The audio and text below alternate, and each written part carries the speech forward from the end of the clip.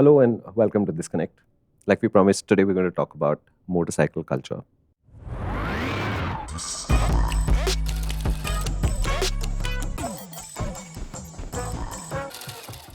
We haven't really researched the topic because I think culture is a little bit more organic than research. Today we're going to talk primarily about car and motorcycle culture, as you guys who are enthusiasts who are using either cars or motorcycles every day and therefore are a representative of a sub-community of Indians, as it were.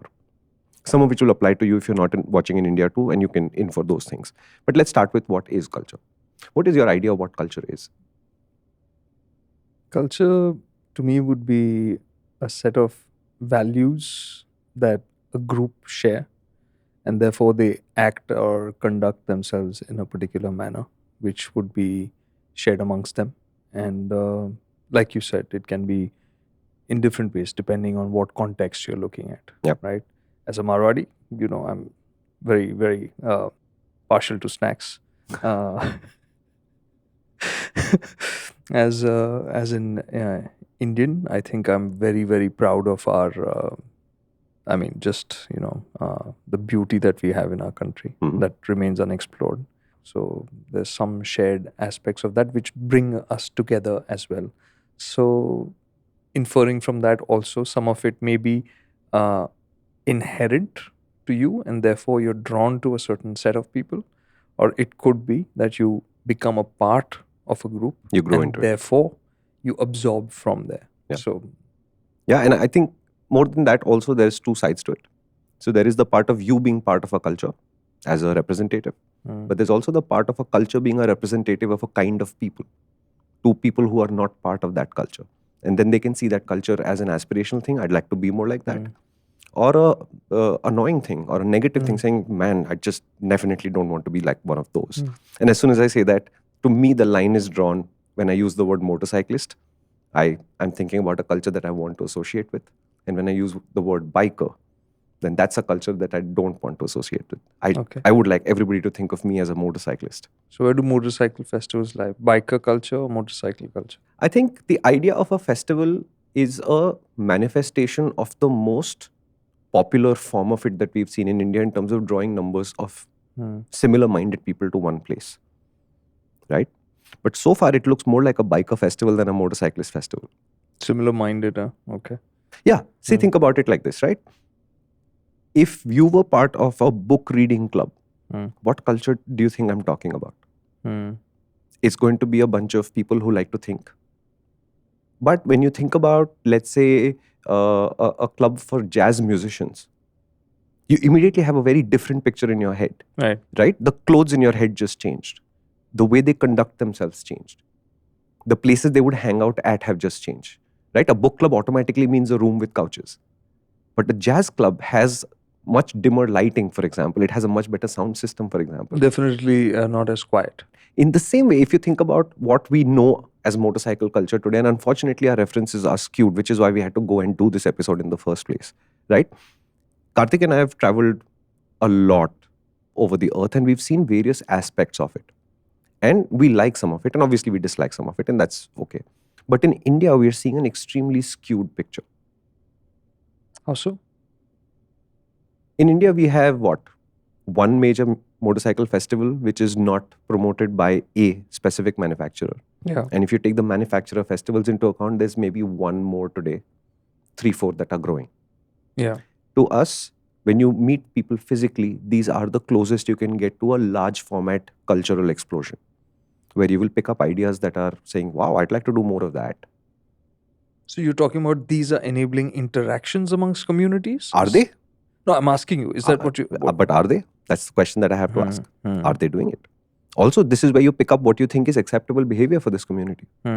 If bikers are thought of all over the earth as people on really loud machines going way too fast for themselves, and the most common label for this community is organ donors, that's not a good representation of who we are as a group, is it? But that perception is so common in so many places all over the earth that it's pretty clear we've done something to mess this up. Yeah, I think it's not getting better with the explosion of short format vertical videos. See, I'm saying all of these are elements that we pick up culture from, right? Think about yourself as a 17, 18-year-old. You've just discovered that you like motorcycles. You don't really have access to the machines yet. And you certainly won't have access to, let's call it a more evolved format of this culture. For example, if you come to my school, the track school that Anand and I run, if you come to that school and see the pit lane and how it functions, it's much closer to a US club racing event, which is an open, helpful, supportive culture, versus what would normally pass for a track day in India, which is a lot more competitive and a lot more ego-driven, right?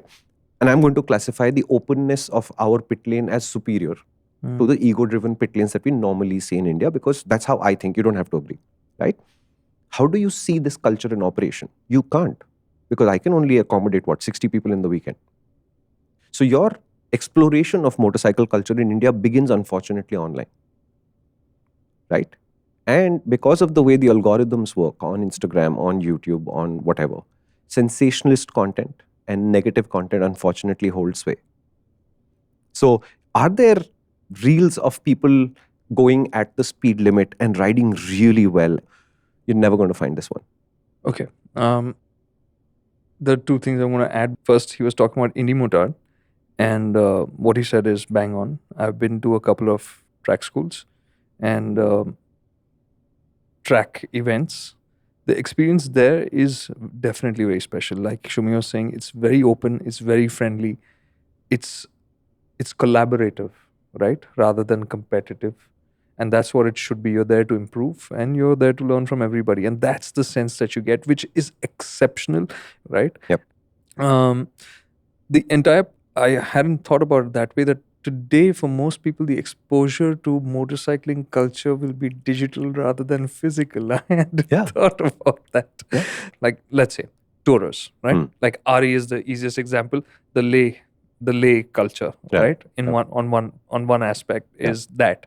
The other, like you brought up, is the sport riders, right? That is a culture in its own.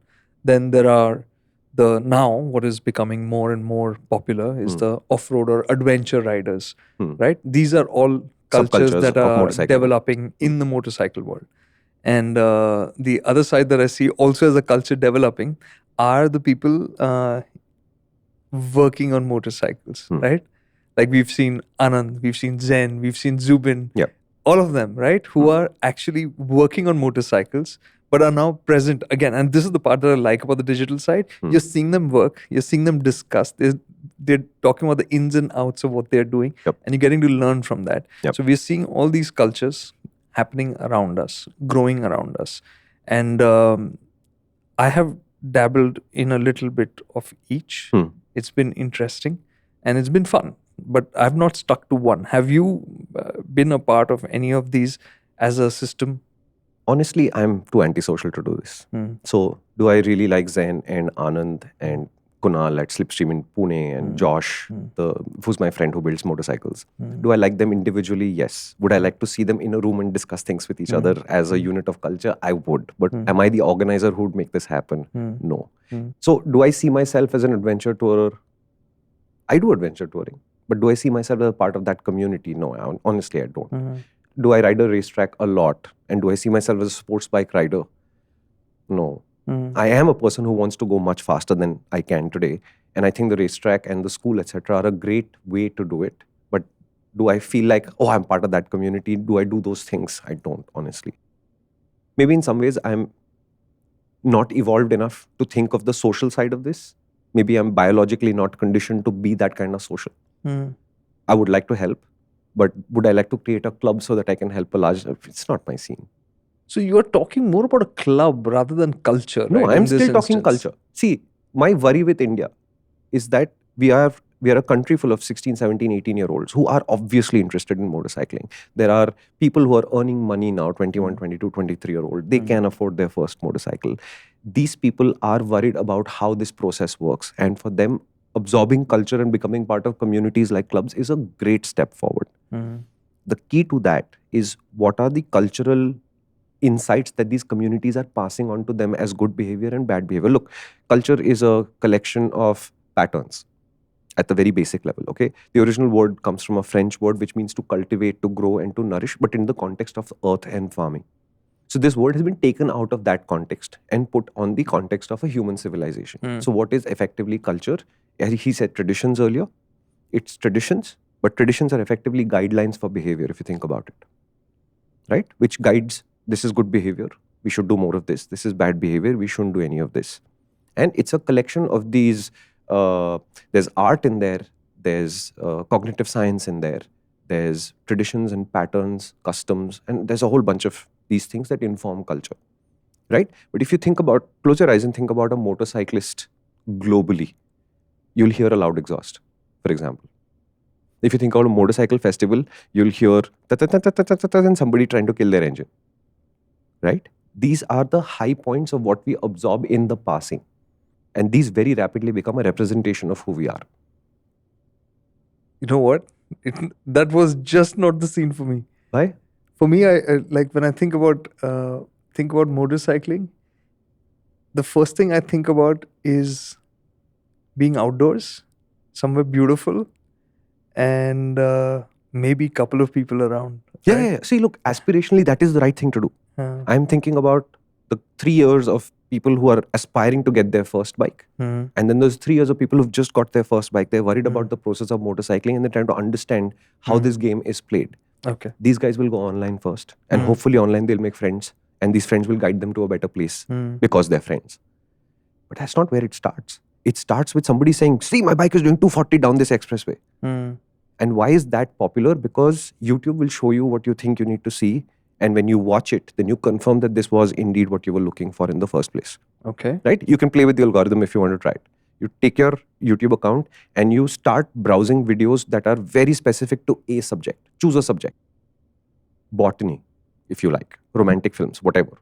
If you choose that subject and watch enough videos, then YouTube will only ever show you videos on that subject.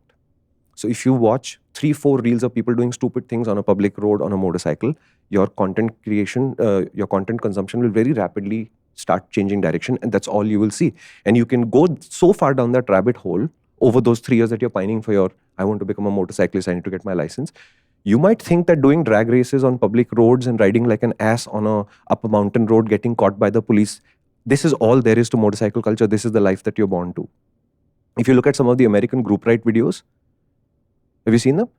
Large groups of motorcycles. Not always the same kind of motorcycles. So there'll be cruisers and dirt bikes in the same group and all of that. Okay. They're clogging the highways. Okay. In the clog, they're frustrating drivers left, right, and center. Sometimes the drivers will retaliate. Sometimes they won't. They're messing with the police. They're pulling stunts in those groups. Wait. I think I know what this podcast title is. Let's build a better motorcycling culture in India. I've got it. I get it. That's not the title of this podcast. Okay. That's the title of MotorInc. Okay.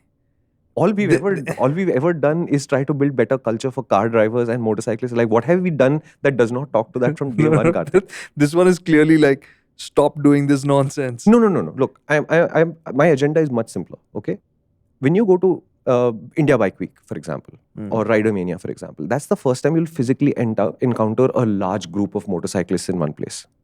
Or, let me put it accurately, a large group. He's really going to places that are ranty. Okay, so No, hang on. I'll give you the other example also.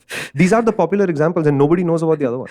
No, because you went to social media, now you've gone to. It's important because it is overwhelmingly what people are seeing of culture today. It is super important that you know that what you're seeing is stupid and you shouldn't be doing it, because I'll tell you what happens next.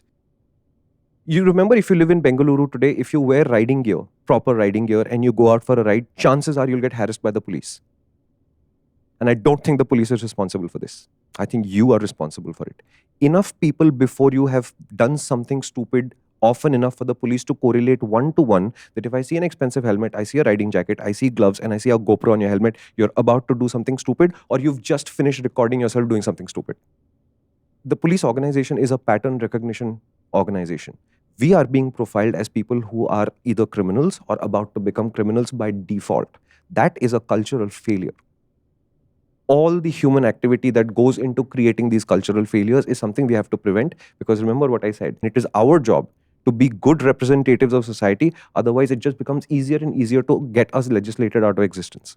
It is, to me, a critical problem. And as a 20-year-old, you may not appreciate the gravity of it. As a 50-year-old, honestly, I don't give two hoots, because I don't think it's going to happen in my riding career, which is 15 years more, I think. You guys should be thinking about this, because you technically could be riding for 40 years. You'll probably get legislated out in the next 25. That's why good culture is important. Okay? You can be a responsible motorcyclist. So, for example, when motorcycle organizations get together and do charity work, have you heard of that organization in Africa, which looks like a touring thing on relatively small bikes? What's the name? Riders for Charity or something like that. Okay. But what they do is they take medical equipment on their bikes, as we would take luggage, and they'll go village to village depositing these items there. And the idea is, you see Africa from the inside. You meet people on the street in the process, but everywhere you go, you leave a positive effect behind. So like the last time I went for, what was it? The Astral ride. So like their crew members, the people who are running the ride, so to speak, anytime that they're staying over at a place, right? In the mornings, they'll disappear. If you're a rider on the tour, if you want to participate, help them out, you can by all means. And on Astral, it was really nice to see so many people went out, went and collected plastic, put it up in sacks, collected a whole bunch of it, brought it back, asked people to either dispose of it or carried it with them to a place where it could be disposed. Yeah. So, yeah, impressive. Yeah. Okay. How many people know that this happens on motorcycle rides, versus how many people know that when you put two superbike guys together in the middle of a cheering crowd, they will try to kill their engine instantly? How many people know that riding a motorcycle well is less expensive than buying a big exhaust? How do we tell the police that when we wear riding gear, it's a sign of us evolving as human beings and understanding we have responsibilities to our families, and we are doing something that involves risk, and we are taking precautions to mitigate that risk, right? The reason why I wanted to discuss culture is because we are heading to a place where what is the poorest format of our behavior is the most visible format of our behavior. And I'm seriously concerned that a lot of youngsters, the majority, will pick up on the bad behaviors first, and they may not find the guidance to get to good behavior later. What are these few things that you would want young motorcyclists or first-time motorcyclists to just keep in mind? Courtesy and patience. Okay, you're riding some of the hardest accelerating machines that humans have built and given to the large buying public. Overtake things more patiently.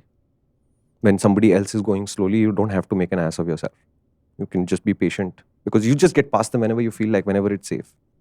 There's one thing that I would like to ask of everybody, and it's a small thing, and in the same vein, when you're riding out on weekends, you will want to find places that nobody else has been to, right? Invariably, you're going through villages. You're on narrow roads. You're at times around people who are not used to motorcycles that go fast. They're not used to the noise. So it's one thing that I do, and I will always do it, right? And it's when you're passing through a village, drop your speed, drop your revs, be quieter, be more predictable in what you're going to do, so that the people who are around you aren't intimidated by you. They will still look at you in a welcoming manner rather than an interference or a disturbance, a nuisance, right? The small villages, the roads weren't there, right? The houses were there first. The roads came later. So I always tell people that, we are effectively driving through their backyards. That was where their children used to play until the road came. We have come into that, and now with more powerful and with our enthusiasm, those vehicles with our enthusiasm, we can come across as complete... We can. Your optimism here is misplaced. No. We are. No. We are watching the ripples happen right now, Kartik. I am not kidding. I am super concerned about this. Listen, I do the best I can, and I have for the last 1,000,000+ kilometers that I've ridden, to be the best representative of a motorcyclist that I can be. Which means going through villages slowly. Which means not buying a loud exhaust at all, because what the hell do you need it for? By being cautious when I see other people having trouble with their vehicles. Saturdays and Sundays around Mumbai, for example. It's not a city that drives a lot. It takes the train a lot. And on Saturdays and Sundays, you have much worse driving going on. That doesn't make me more frustrated. It makes me more cautious and more patient. I have done this. But what I see happening to me is that when I go out on Saturday, and even if I'm going for work, I'm testing a motorcycle, the police will look at me with extra caution that day because the other motorcyclists who are out that day are not expressing their best behavior. Yeah. My real concern is it's not like Indian children are learning patience, for example, natively anyway. We are an impatient country. And that has pros and cons. Being impatient is why we are so aspirational and we want to move up so fast. And that's why we just hustle so hard. The other side of that is I don't think our education system teaches children to think for themselves as much as to learn a lot. And it's not the same thing. Which is why Indian startups, for example, are often accused of not being too innovative. They're saying original thinking nahi hai, hustle hai. They'll push. They'll work damn hard. But original, innovative, new idea thinking is not an Indian strength yet. Right? These are all what we learn at the bottom. But you carry these with you. Which is why we struggle with queues. Why were queues created? Because it brought order to what would normally be chaotic. And it gave somebody who arrived earlier a fair shot at getting their process done before somebody who arrived later. But Indians go through life defeating every queue they see. And every time a parent defeats a queue in front of a child, whatever the mechanism they use, they're also teaching the child that this is acceptable behavior. So if you go into a motorcycle club and the motorcycle club says it's okay to have one beer before you ride, I'm not arguing the BSE levels here. I'm saying if that is the behavior. What is BSE? Blood alcohol. Oh, BAC. Yeah. Okay. So I'm not arguing the BSE level here. But if that is what the club inculcates as a habit, that's what you'll pick up as good behavior or acceptable behavior at the very minimum. Right? But a motorcycle club in the same place that says, look, if you've had alcohol in the last 12 hours, please don't come for tomorrow's ride, sets a very different agenda and topic. When the lead rider makes sure you slow down to 30 through every village, he teaches you that villages have to be respected. It's their space we are passing through. We have to be cautious with it. Right? In Austria, there was a road that was already banned. No motorcyclists can use this road anymore because we've made ourselves a nuisance for so long on that road that finally the police said, listen, we're just dealing with idiots every weekend at a scale that we ban every idiot. And therefore, the 3 motorcyclists in that group of 30 who were actually taking themselves seriously and being good representative of motorcycling, they can't use that road anymore either because there's no way to single you out. Right. And my worry is this is going to take over as the majority and the motorcyclists will be lost in the ocean of bikers, which is why I refuse to take it lightly and I refuse to be flippant about it. And it has repercussions, okay? There is that casteist slur that everybody associates with KTMs today. That is a genuine problem for KTM today. Yeah. But that stereotype is preventing this brand from selling motorcycles today. It became that serious for them because it's a cultural issue there. There are, like we said, for culture, there are traditions, customs, etc., etc. Those stereotypes apply to that group. And I'm saying the same thing. If the police decide all motorcyclists in riding gear are going to behave like fools and we should prosecute, there's nothing you can do to prove that you aren't part of that group. You will be assumed guilty until you prove yourself innocent. So motorcycles are a little bit of a bad boy tool, right? Yeah. And that has been a part of the culture since, I mean, think about it. Hells Angels, Nobody looks up to the Hells Angels anymore, Kartik. Anymore, yeah. But nobody looked up to them then either.